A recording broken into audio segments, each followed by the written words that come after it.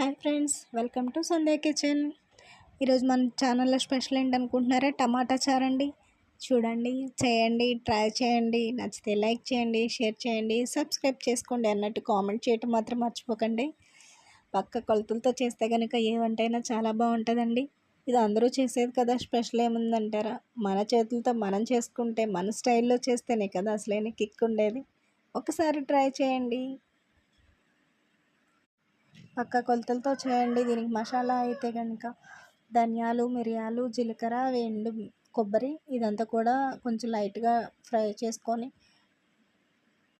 కొంచెం రోస్ట్ చేసుకొని అది మొత్తం కూడా మసాలా పొడి చేసి పక్కన పెట్టుకోవాలి. ఇది గిన్నెలో వాటర్ పోసుకొని టమాటా వేసుకొని వాటర్ పోసుకొని ఆ టమాటా అంతా ఉడికిన తర్వాత ఇది మెత్తగా మ్యాష్ చేస్తే ఇలా వస్తుందండి వాటర్. ఈ వాటర్ అంతా తీసుకొని కనుక ఇది పొయ్యి మీద పెట్టి మరగపెట్టుకుంటే ఒక 2 పొంగులు వచ్చేంతవరకు మరగపెట్టుకోవాలి. పక్కన బాండీలో పోపు పెట్టుకోవాలి. ఆయిల్ వేసుకొని ఎండుమిర్చి, జీలకర్ర, చిన్నులపాయలు, కరివేపాకు, కొత్తిమీర వేసుకొని పక్కన పెట్టుకోవాలండి.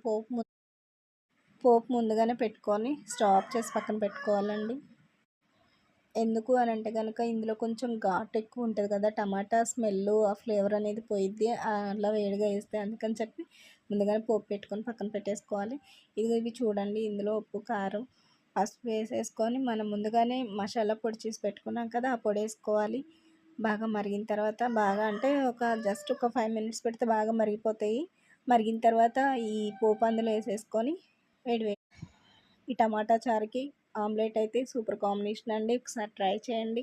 నచ్చితే లైక్ చేయండి, టేస్ట్ చేయండి. నచ్చితే లైక్ చేయండి, షేర్ చేయండి, సబ్స్క్రైబ్ చేసుకోండి అన్నట్టు కామెంట్ చేయటం మర్చిపోకండి.